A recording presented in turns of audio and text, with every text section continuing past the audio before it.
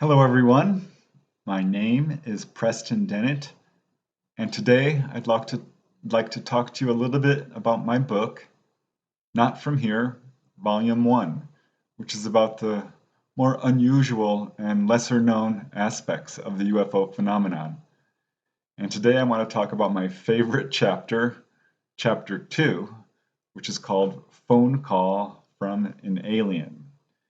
And yeah, I know how that sounds, but the fact is there are now a number of cases on record in which people have received phone calls from apparent ETs. Uh, Probably one of the better cases is that involving a physicist, a quantum physicist by the name of Jack Sarfatti.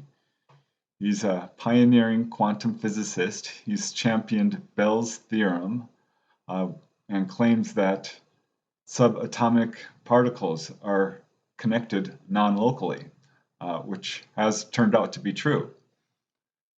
But when Mr. Sarfatti was about 12 or 13 years old, he received what was apparently a phone call from an ET. He heard this mechanical sounding voice that asked him if he wanted to learn from him. And Sarfatti said, yes, sure.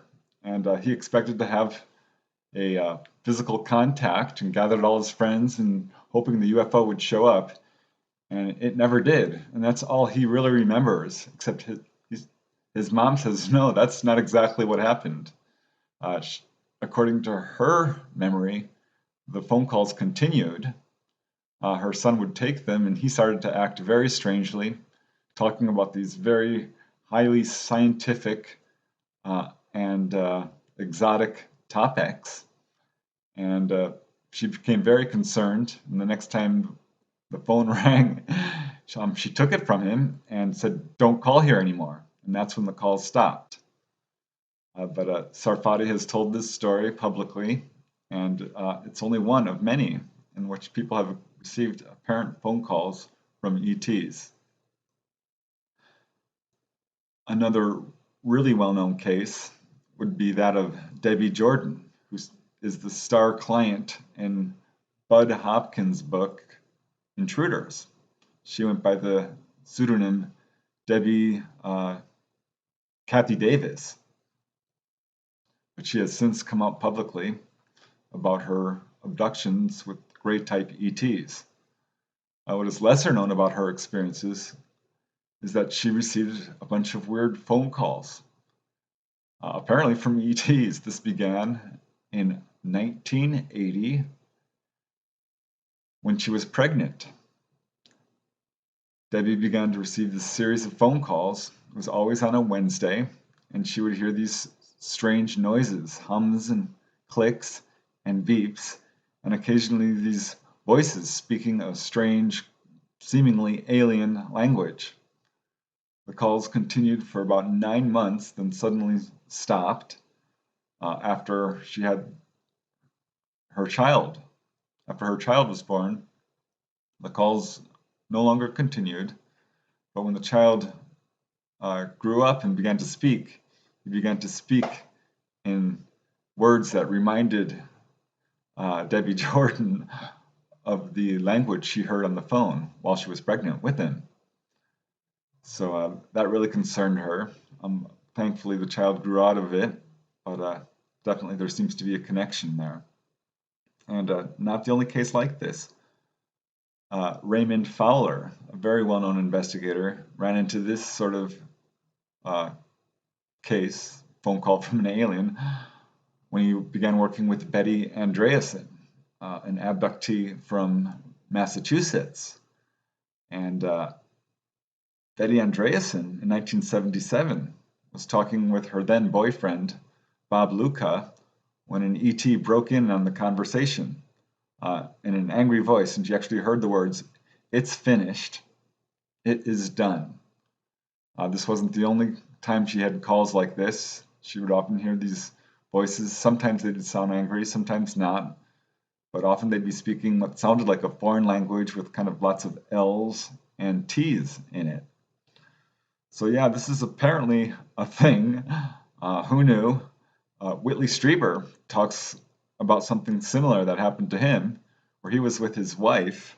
This was around April of 1977, and suddenly this stereo started talking to them, and they held a brief conversation with a voice over the stereo, which should be impossible. It's got no transmitter.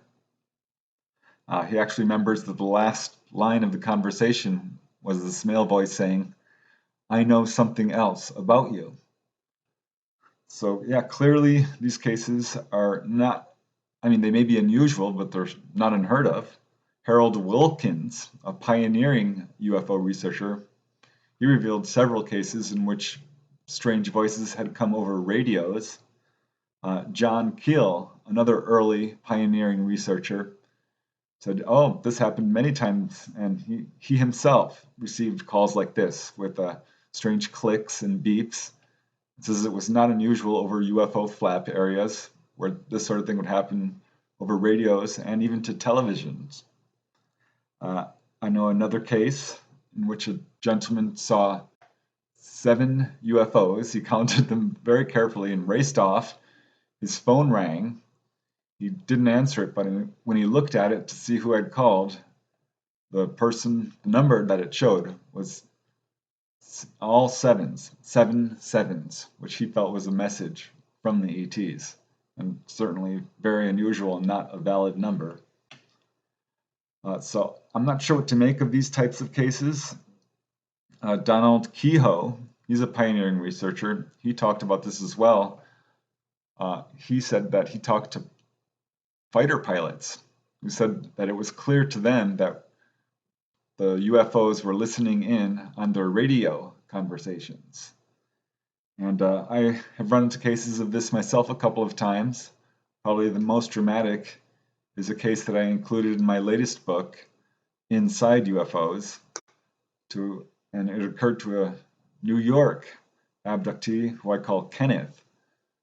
He has had abductions his whole life, a lot of experiences. When he was down in Florida, where he lived for a while, he started receiving these strange phone calls, very much like Betty Andreasen and Debby Jordan described. They'd always come on the same day, and usually it was just a dead line, or he'd hear strange noises. But one time he's back up in New York, and he's driving along, and his phone starts ringing. Except it's ringing in weird tones that he's never heard before, that the phone normally does not make. It's not its normal ringer. He looks at the readout, and it says it's no number, or the line is just dead. So he doesn't answer it, and then it rings again. He looks down, it says no number. He answers it, and he starts hearing all these weird clicks and noises, and this voice starts talking, and suddenly it says, "The time has grown closer." And shortly after that, a UFO showed up, and the ETs showed up, and he had what was perhaps the most profound abduction in his life. He was fully conscious, and the ETs told him why they had been abducting him this whole time. So it's clear that these cases are widespread. They've been occurring for a long time and continue to occur.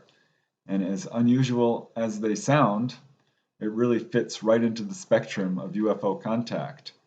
UFOs are well known for affecting all kinds of electromagnetic instruments, including automobiles, lights, radios, televisions. So it should be no surprise that they can affect phones as well. Perhaps this is why they're seen so many times over high tension wires, telephone wires. Just a theory. All we really know is that these cases are taking place and will probably continue to take place. So next time the phone rings, who knows? Just might be an ET calling.